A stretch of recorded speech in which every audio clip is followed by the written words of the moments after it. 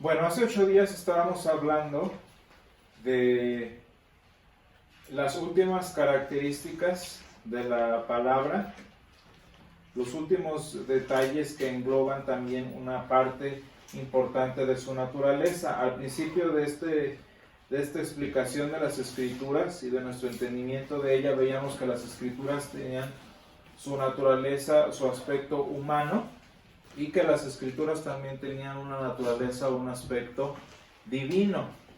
Entonces eso, la humanidad de las Escrituras, la divinidad de las Escrituras, y hemos estado hablando también de dos características, una es la inerrancia y otra es la perspicuidad. La perspicuidad. Estas dos características, junto con las últimas dos que vienen, vienen englobadas, por así decirlo, incluidas en la característica que se llama infalibilidad. Y a su vez la infalibilidad de la Escritura tiene que ver en este sentido con un aspecto obvio de la Escritura que emana de todas estas inerrancia, infalibilidad, claridad, etcétera, etcétera, que tiene que ver con la autoridad de la Escritura. La palabra de Dios es, y esa es la palabra que se utiliza, autoritaria. Y eso es muy importante, la palabra de Dios es autoritaria. Y es autoritaria debido a que dice la verdad, debido a que no erra. Y pues si lo que dice es verdad, pues entonces tiene autoridad. Y si es infalible, que es más o menos lo mismo, desde otra perspectiva, también tiene la autoridad de Dios. Obviamente, si es inspirada por Dios, es la misma autoridad de Dios. Es una palabra autoritaria, como lo es las palabras mismas de nuestro Dios. Y finalmente, pues bueno, como autoridad propia, hay otras dos características que van entrando dentro de estas categorías. Nada más clarifico la perspicuidad, qué significa como definición. Dice: la perspicuidad es la claridad de la Biblia. Esto quiere decir que lo que es necesario conocer y creer en cuanto a la vida y la salvación está tan claramente proporcionado en el texto y tan abierto y obvio en algún lugar de la Escritura o en otro, de tal manera que cualquiera puede entenderlo. Dice: la claridad de la Biblia es que aquello que es necesario conocer y creer en cuanto a la vida y la salvación está muy claramente presentado y abierto en algún lugar u otro de la Escritura, para que así cualquiera pueda entenderla. Esto es algo muy importante. Y porque de aquí de la perspicuidad, de aquí de la claridad de la Escritura, nos podemos ir encaminando ya a otras definiciones, a las últimas dos definiciones que nos faltan. Hasta ahorita hemos estado hablando de las cualidades de la Escritura, los adjetivos que la Biblia tiene como texto. Pero antes en sí necesitamos ver otras palabras, otros términos que nos van a servir mucho para entender la doctrina de las Escrituras. Y esto tiene que ver con a qué tipo de revelación o qué tipo de revelación son las Escrituras. Y esto es importante que lo entendamos, porque para entender las Escrituras y todo lo que estamos hablando hay que entender qué tipo de revelación es la Escritura. Y si nos lo ponemos a analizarlo desde la perspectiva de la perspicuidad, fíjense ustedes a qué se refiere ser perspicaz, ¿no? Dice aquí que lo que se necesita saber y creer en cuanto a la vida y la salvación está claramente presentado en las Escrituras. Entonces eso ya nos está hablando de algo, de un contenido, de un tipo de un contenido que tiene en este caso la Escritura. Hoy en este día leímos Romanos 1, la declaración de San Pedro, que fue la revelación de la torre de Lutero, de San Pablo, y tenemos aquí la definición de lo que es el Evangelio, ¿no? Y después del Evangelio y de la revelación de la gracia de Dios, de la revelación de la justicia de Dios, San Pablo continúa en el versículo 18 hablando de otro tipo de revelación. Entonces aquí a propósito San Pablo nos va enseñando dos tipos de revelaciones que de hecho al doctor Lutero en la revelación de la torre, como se le llama, le sirvieron mucho en su doctrina. Fíjense bien, la primera revelación, que es la revelación de la Escritura, dice, porque no me avergüenzo del Evangelio. ¿Qué es el Evangelio? Son buenas nuevas, ¿no? Porque no me avergüenzo del principio de las buenas nuevas, de la doctrina, porque estas son, o sea, la doctrina, el Evangelio, las buenas nuevas, son el poder de Dios para salvación. ¿Cuál es el uso, cuál es la utilidad de estas buenas noticias? La salvación de todo aquel que cree. ¿Y qué nos revela el Evangelio? Dice el versículo 17, porque en el Evangelio la justicia de Dios, es decir, su salvación, su perdón, su justificación, se revela para crear en nosotros fe y para alimentar y sostener nuestra fe. Y dice, más el justo por la fe vivirá. Esta es la primera revelación, es la revelación del Evangelio. ¿Que sirve para qué? Pues bueno, sirve para hablarnos de la salvación, o como le llamamos en la definición, para la vida y la salvación. De esto más o menos hablábamos un poco hace 8 días cuando mencionaba yo la conclusión del Evangelio de San Juan, en San Juan 20:31, que lo leíamos. Dice, hizo además Jesús muchas otras señales en presencia de sus discípulos, las cuales no están escritas en este libro. Y hablábamos, ¿verdad?, a propósito de la claridad de la Escritura. Hay pasajes que son confusos, hay pasajes que son misteriosos, hay pasajes que parecen imposibles, ¿verdad? Pero el punto del Señor no es ese. La persona que se enfrasca en estudiar los pasajes oscuros de la Escritura, por así decirlo, los pasajes poco claros, lo que está haciendo es prácticamente distraer su atención de lo que el Señor quiere para ella. Porque esa cualidad de la claridad de la Escritura nos enseña que el Señor, lo que importa y lo que nos compete a nosotros como cristianos en general, lo que nos interesa a nosotros como cristianos es lo que sí dice la palabra.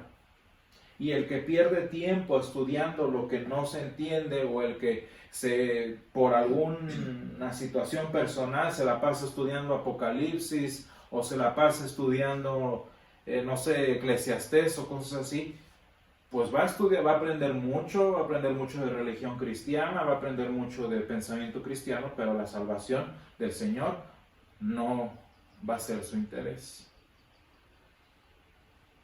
Y lo más triste es que la persona que se enfrasca en esto es porque ni siquiera ha llegado a entender, ha llegado a abrazar por completo lo que el Señor sí dice claramente. No sé si ustedes han visto que hay muchas personas que se enfrascan con Apocalipsis, con predecir el final de los tiempos, con predecir cómo va a ser, que si esto y lo otro, que tal profecía dice esto, que esto es una señal. Esa gente que se la pasa pensando en eso es porque ni siquiera sabe, ni siquiera ha entendido la profundidad y la belleza de las Escrituras que sí conocemos. Como no entiende, como no sabe, como no percibe, pues pierde tiempo en lo que no importa.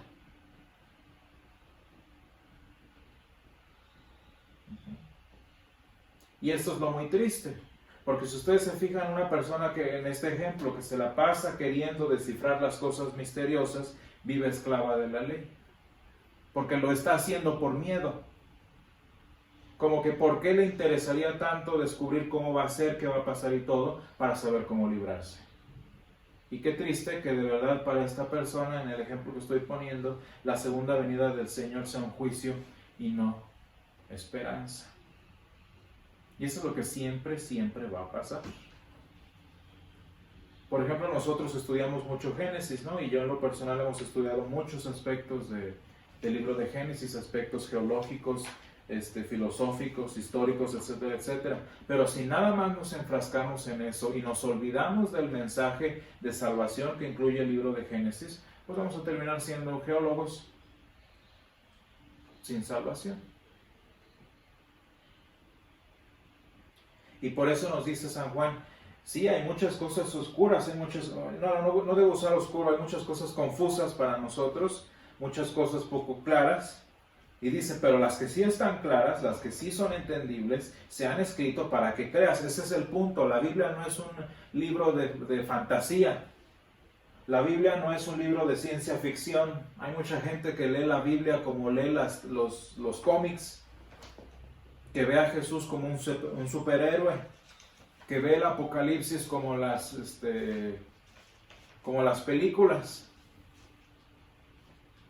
Y la Biblia no tiene ese propósito. La Biblia no es para que te entretengas. La Biblia es para que creas que Jesús es el Cristo, el Hijo de Dios, y para que creyendo tengas vida en su nombre. Ese es el objetivo de las Escrituras. Ese es el principio de las Escrituras. Y este propósito que la Escritura nos presenta tan claramente, este principio que la Escritura nos presenta con perspicuidad, nosotros le conocemos también como revelación especial. Revelación especial. ¿Qué es la revelación especial de Dios? Es todo lo que el Señor nos ha revelado en las Escrituras. Todo lo que el Señor nos ha revelado en las Escrituras para concerniente o para que creamos y para que creyendo tengamos vida. En este caso, por ejemplo, San Juan 20, 30 y 31 nos hablan de esa revelación especial. ¿Para qué el Señor nos dio la revelación especial? Para que creamos que Jesús es el Cristo, el Hijo de Dios, y para que creyendo tengamos vida en su nombre. San Pablo nos dice lo mismo. ¿Para qué el Señor nos dio la revelación especial del Evangelio? Pues porque es el poder de Dios para salvación a todo aquel que cree. ¿Y por qué le llamamos especial? Porque esta revelación, este plan que Dios nos ha presentado a nosotros, este propósito que el Señor nos ha dado a cada uno de nosotros, es muy importante entenderlo, no lo tiene nadie más. La revelación especial es única y exclusivamente para el pueblo de Dios. Nadie fuera del pueblo de Dios tiene acceso a esta revelación que el Señor ha dado en las Escrituras.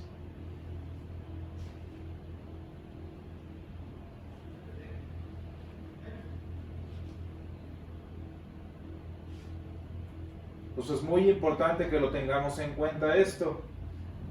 Se le llama especial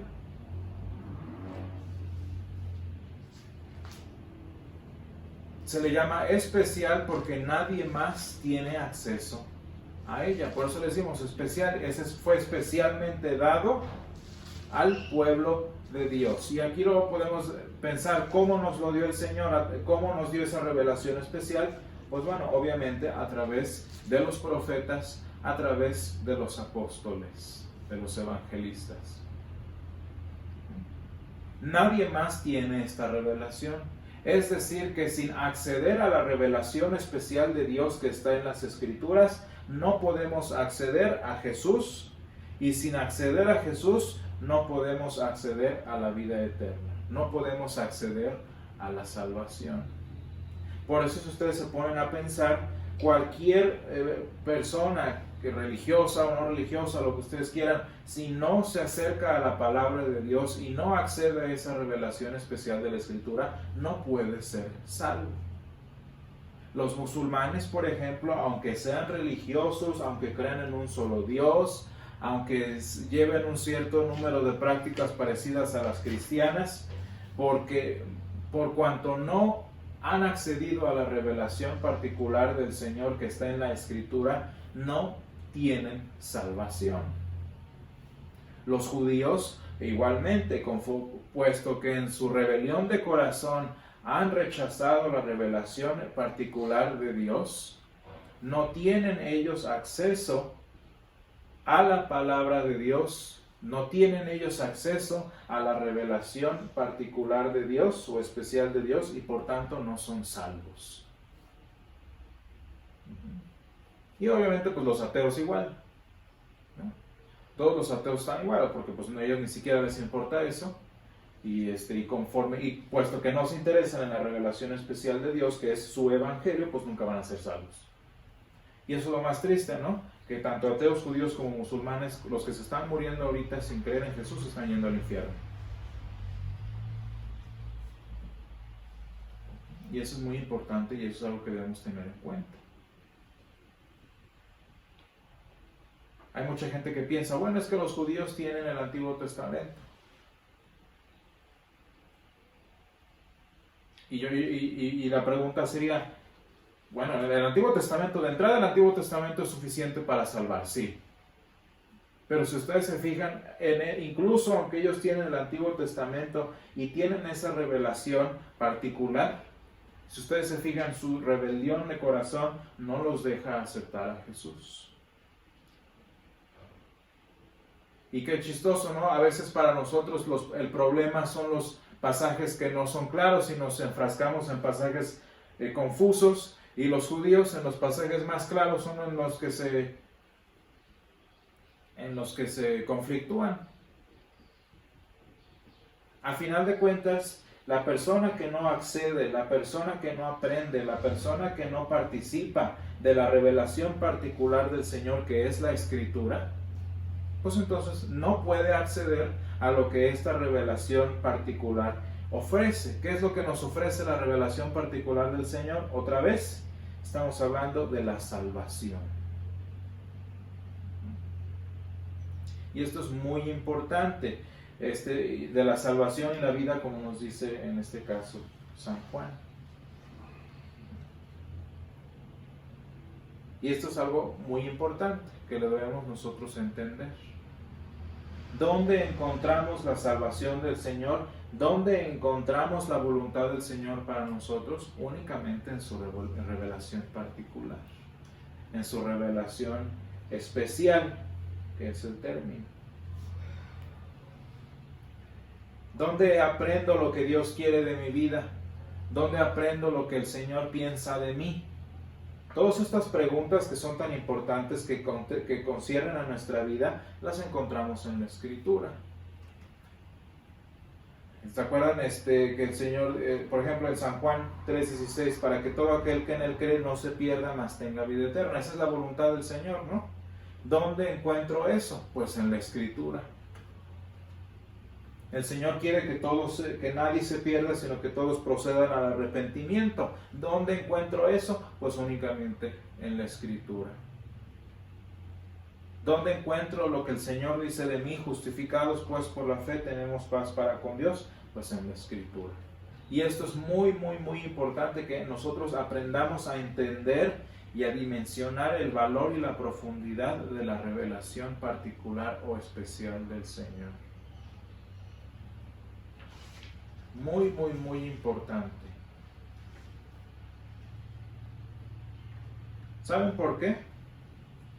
Porque cuando nosotros aprendemos a valorar y a crecer, a apreciar y a amar la revelación particular del Señor, es decir, lo que Él nos ha dicho en la Escritura, aprendemos los otros dos términos que nos faltan de la Escritura, las otras dos características que nos faltan del texto.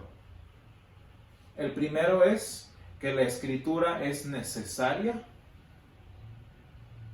Muy importante esta palabra, la Escritura es necesaria. Y en segundo lugar, que la Escritura es suficiente. Y en realidad son términos diferentes, pero tristemente pues la gente los aplica juntos. Tratan a la Escritura de tal manera que tanto la necesidad de la Escritura como la suficiencia de la Escritura terminan siendo menospreciados. ¿Por qué es necesaria la revelación particular? ¿Por qué las Escrituras son necesarias? Fíjense bien, todo lo que no viene en la Escritura nos habla de lo que Romanos 18 en adelante dice. ¿Qué es lo único que podemos encontrar fuera de la Escritura? No estoy diciendo que la Escritura sea la única fuente de conocimiento, obviamente que no. Simplemente que la Escritura tiene unos contenidos y unos propósitos, y todo lo demás que no es Escritura tiene otros contenidos y otros propósitos. Fíjense bien, la revelación particular o la revelación especial que encontramos en la Escritura tiene sus propios propósitos, ¿no? Es la salvación, la vida eterna, lo que Dios sabe de mí, lo que Dios piensa de mí y mi esperanza en la vida eterna. Eso lo aprendemos en la revelación particular o especial. Quiere decir que todo lo que no pertenece a eso, todo lo que no tiene que ver con eso, pertenece a otro tipo de revelación, que se llama revelación general o revelación natural. Revelación general o revelación general o natural, como nosotros querramos. Y si ustedes se fijan, esta es como más abierta, no es particular, no es especial, es simplemente general. ¿Y qué aspectos o qué cosas encontramos en esta revelación general? Pues todas las ciencias, ¿no? Toda la ciencia, toda la filosofía, todas las artes, todo lo que engloba la filosofía, la ciencia y las artes pertenece a la revelación general.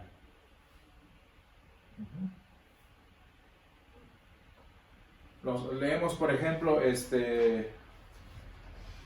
vamos a ver algún pasaje que habla de la revelación general.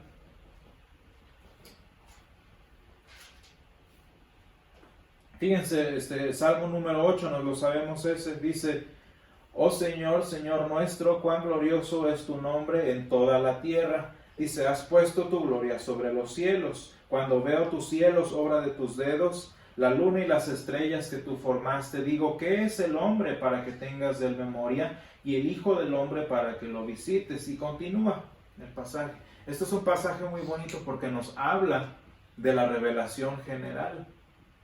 Y si usted se fija en la revelación general, que nos enseña que Dios es grande, que Dios es supremo, que Dios es el Señor del universo.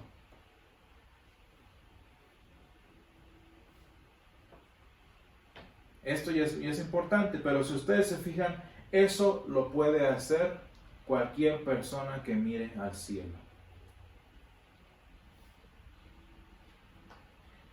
Y ustedes lo ven, por ejemplo, bueno, no sé si lo hayan leído ustedes, pero en varias suras del Corán habla igual del poder de Alá. Y sí, uno ve, uno que sabe que Dios está allí, pues uno se sorprende y dice, wow, es increíble. Lo admiro, me siento feliz, me siento impactado. Y se acabó. Eso es todo lo que puede hacer el universo por nosotros. El universo, es decir, la revelación general o la revelación natural, simplemente nos muestra lo que Dios es y lo que nosotros somos. Y de eso se trata. No, nada más nos dice, esto es Dios, esto eres tú, y se acabó. No nos habla de cómo es nuestra relación con Dios, no nos habla de lo que Dios piensa de nosotros, no nos habla de los planes de salvación que Dios tiene para nosotros, simplemente nos dice quién es Dios y quiénes somos nosotros. Dios es un creador poderoso, nosotros no, se acabó. Y si ustedes se fijan, de eso puede hablar la ciencia, de eso puede hablar la filosofía, de eso puede hablar el arte. ¿Qué hace el arte? Pues contempla la revelación general que Dios le dio a todos, que Dios nos ha dado a todos, la reproduce, la hermosea y se acabó. ¿Qué hace la ciencia? Recibe la revelación general, la estudia, la quiere explicar y la presenta y se acabó. Y la filosofía igual, ve la existencia, ve la realidad de las cosas, la interpreta y la cuestiona, pero hasta allí se acabó. Díganme cuándo he hablado en la revelación general sobre la salvación.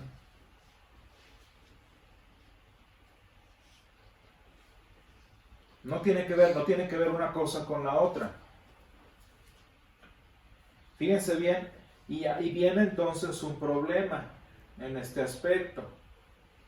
Entonces, muy claro, ¿qué nos enseña la revelación particular del Señor?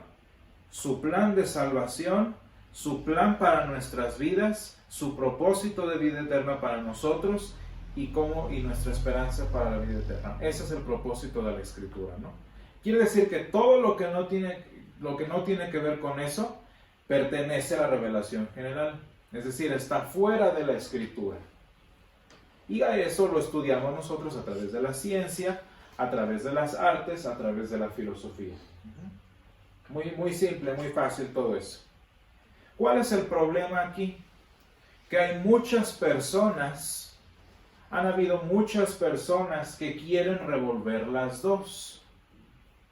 Y hay muchas personas que han querido ver la voluntad de Dios, que han querido encontrar la salvación, que han querido ver el plan de Dios para sus vidas fuera de la Escritura.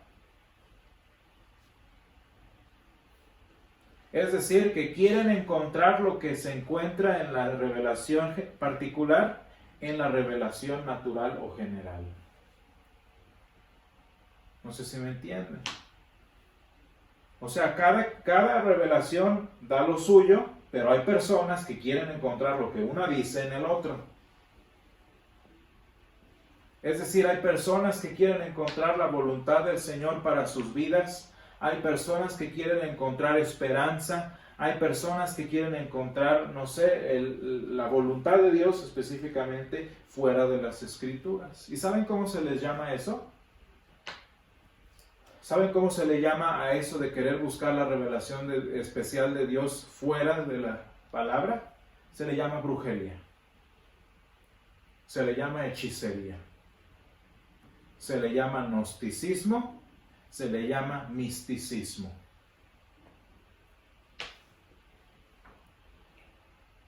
Toda persona que quiere encontrar al Dios de salvación fuera de la Escritura o que quiere encontrar la voluntad de Dios fuera de la Escritura es un hechicero, es un gnóstico y es un místico.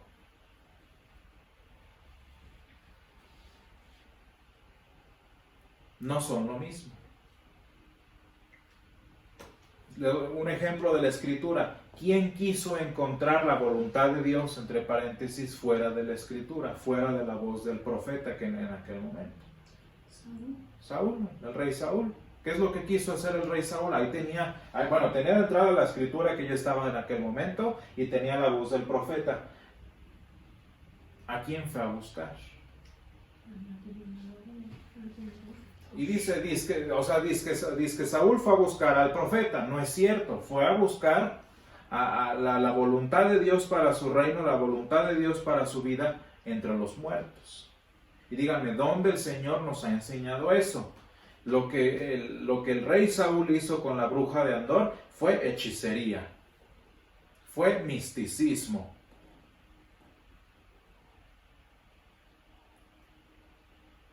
¿Qué le costaba preguntarle al profeta? ¿Qué le costaba leer las Escrituras? Si ustedes se fijan, hermanos, esto es importante. Para Saúl, las Escrituras o la palabra de Dios no era necesaria. Era buena, era útil, pero no necesaria. ¿Y saben por qué la Escritura no era necesaria para él? Porque para él la palabra de Dios no era suficiente. ¿Se acuerdan que empezamos con la inerrancia? La inerrancia fue el primer ataque contra la Escritura, ¿no? Que si la Escritura dice la verdad, que si no la dice, que si esto y lo otro. Bueno, ahí empezamos. Y nos pasamos 200 años peleándonos al respecto. No, que sí es verdad, no, que no es verdad, etcétera, etcétera. El chiste es que los cristianos se cansaron de pelear por las Escrituras, de defender las Escrituras. ¿Y qué hicieron?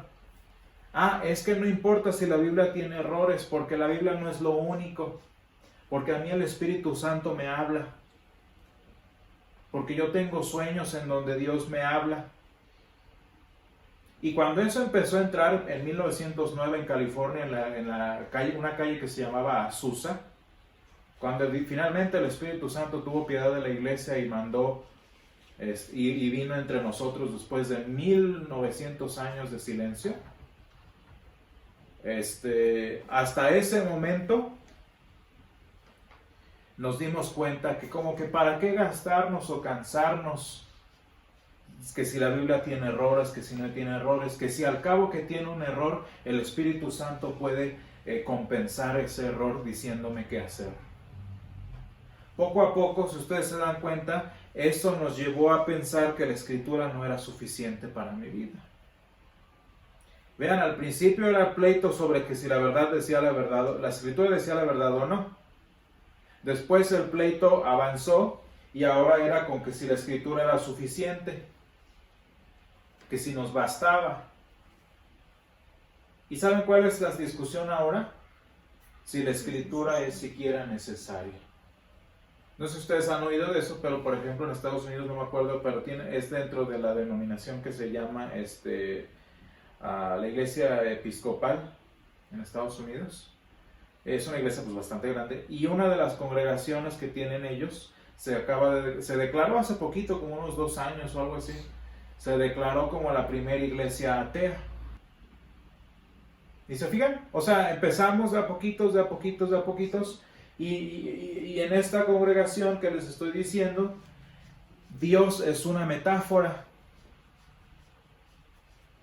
Una metáfora que nos habla de hermandad, que nos habla de dar a los otros, pero no es necesario tener un Dios personal, porque no importa. ¿Dónde creen que llegaron a eso? Pues porque la Escritura no era necesaria ya. Yo les pregunto a ustedes, en el caso, por ejemplo, de la Iglesia Católica que se la pasa atendiendo a los pobres, mediando en asuntos políticos, no sé, alimentando a los niños en África, y que eso es todo lo que hace, ¿para qué le sirve la Escritura? ¿Se fijan que no es necesaria la Escritura para eso? Una congregación que se dedica a dar de comer a pobres, que se dedica a hablar de igualdad, que se dedica a hacer beneficencia, nada más. Díganme, ¿la Escritura es necesaria? No. Y de hecho, cuando nuestro objetivo, cuando nuestro corazón no es la iglesia, pues la Biblia es lo más dispensable, por así decirlo. No sé si se acuerdan hace un tiempo que yo les decía que yo no entiendo cuál es el punto de seguir haciendo diferencias entre metodistas liberales, luteranos liberales, presbiterianos liberales, si de todas maneras lo que los hacía luteranos, metodistas y presbiterianos era la Escritura, y la Escritura es lo menos de lo que hablan, ¿no? Y es lo triste que así empezamos. Y de hecho yo me aventuraría a decir que el objetivo del corazón humano, que es el enseñado por Satanás, es llegar a ese punto en el que la Escritura nos deje de ser importante. Y eso pasa en nuestra vida. Si tú ves en tu vida que tienes problemas tras problemas tras problemas tras problemas, es porque la palabra de Dios está ausente en tu vida. ¿Cómo esperas crecer en tu fe? ¿Cómo esperas que el Señor guíe tus caminos? ¿Cómo esperas que el Señor bendiga tus pasos si la palabra de Dios, que es a través de lo que Él lo hace, no es importante en tu vida? ¿Por qué creen que los países católicos son mediocres y tercermundistas? Porque ni siquiera los principios prácticos del cristianismo los aplican, porque nunca leen. Vean ustedes cómo es más fácil encontrar una persona competente y capaz evangélica que una persona competente y capaz romana. Vaya, la Escritura nos enseña cosas prácticas, la Escritura nos enseña a vivir, nos enseña principios del ahorro, que ella le dice diezmo, nos enseña principios de ofrenda, que ella le dice principios de dar al otro, que la Biblia le dice ofrendas y todo eso. Vaya, hasta desde el punto de vista práctico la Biblia enseña cosas. Hace un tiempo no se acuerdan que decíamos que la Biblia nos enseña hasta de agricultura. El chiste es que si ni ese juguito le sacamos a la escritura es porque pues de plano donde estamos. O sea, ¿qué tan mal andamos? Y qué triste es llegar a ese punto, en el que ya no me importa si la Biblia es cierta o si no es cierta, si la Biblia es lo único o no es lo único, porque ni me importa lo que dice la palabra de Dios. Fíjense cómo también se puede ser liberal de esta manera. ¿Y saben qué es lo más triste? Que cuando la iglesia sigue este paso, primero empieza a negar la escritura, luego empieza a negar que la escritura sea suficiente y luego empieza a negar que la escritura sea necesaria, lo que está haciendo, por razón obvia, es deshacerse de la revelación especial. Y déjame decirte que sin la revelación especial de la escritura, sin leer la escritura, sin recibir, sin ser fortalecido por la revelación particular de la escritura, tu condenación, tu final es la vida, es la muerte eterna. Y para ahí vamos. Ese es el destino. O sea, te va mal ahorita y te va mal después. La ELCA esta que les digo en Estados Unidos, cuando empezó a hacer sus cosas, no fue un gigante. Vaya, la ELCA era la segunda denominación cristiana más grande en Estados Unidos. Creo que por arriba de los 15 millones de miembros. Era un monstruo. Y primero empezaron a cuestionar la escritura, luego se hicieron pentecostales y dijeron la escritura no es suficiente, y luego ya ahorita son liberales, porque ese es el paso, ese es el caminito que se sigue. Y se fueron alejando de los principios de la escritura. Como la escritura ya estaba arrumbada en sabe dónde, poco a poco les empezó a ir mal. Porque pues la escritura, que es el evangelio, que es lo que mantiene unida a la iglesia, que es lo que mantiene unidas a las familias, como ya lo quitaron, lo tiraron a la basura, pues poco a poco, ¿qué fue pasando? Un gigante de ese tamaño hoy no llega ni a la mitad de lo que fue hace 20 años. ¿Qué les pasó? Todo lo que eran, hoy están cierre iglesias por todos lados, porque en este caso la escritura, que era su vida. ¿Y saben qué es lo más triste? Dejen que se derrumbe el sistema. Lo más triste es que para la mayoría, más bien para todos los que no se arrepientan de sus caminos y sigan allí, lo que les está pasando ahorita es nada más una embarradita de la condenación eterna y del infierno que les está esperando. Y eso pasa también en la vida cristiana. Hay muchos creyentes que empiezan muy bonito, pues es la parábola de la semilla, ¿no? Hay muchos cristianos que empiezan muy bonito, que son wow, impresionante. Y empiezan a cuestionar la escritura, empiezan a negar que sea suficiente, y después empiezan a negar que siquiera sea necesaria, y de ser cristianos que predicaban, que anunciaban, se vuelven cristianos que ya no leen la palabra, y como ya no leen la palabra y la han despreciado y menospreciado en sus vidas, poco a poco lo que la palabra de Dios estaba sosteniendo en sus vidas se va a ir desplomando, y va a haber un momento en el que de ser personas cabales, de ser personas felices, de ser personas gozosas, terminan siendo personas frustradas, amargadas, estresadas y lo que tú quieras, y eso es una embarradita de lo que los espera en la eternidad. Porque sin la revelación particular del Señor, dice, lo que nos resta, dice la palabra, es el lloro y el crujir de dientes. Fíjense cómo empezamos de poquito y terminamos en una cosa horrible. Y este es el asunto. Entonces, para ir viendo más o menos el camino que hemos estado llevando, en primer lugar hablábamos de cuando se empezó a criticar la veracidad de la escritura, ¿no? Que si la escritura dice la verdad o no. Y una vez que nos dimos que la iglesia en algún momento se dio cuenta que la Biblia podía no decir la verdad, que la Biblia podía ser medio mentirosa, pues la iglesia entonces empezó a darse cuenta que quizás la Biblia no era todo. Y fíjense, curiosamente, mero a la mitad de la lucha entre liberales y entre la alta crítica y la postura ortodoxa, casualmente salió el movimiento pentecostal. Y como que porque sale el movimiento pentecostal, el movimiento carismático, que les digo, nació en 1900 algo en California, en la calle Azusa, en Los Ángeles, creo. Como que ¿por qué salió eso? Para ya no tener que estar preocupándonos de que si la Biblia es cierta o no, al cabo que ya tenemos otra fuente de revelación del Señor. Entonces ya no hay que preocuparnos tanto, porque pues si la Biblia nos falla, al cabo que el Espíritu Santo nos está hablando a través de nuestro profeta, a través de nuestra vidente, ¿no? O sea, fue una escapatoria. Y si ustedes se fijan, es lo mismo que hace Saúl. Es exactamente lo mismo. Díganle, si ustedes fueran y le preguntan a Saúl, ¿a quién fuiste a consultar? Saúl les dice, yo fui con el profeta. Y yo le quise preguntar al profeta. Eso les diría a Saúl.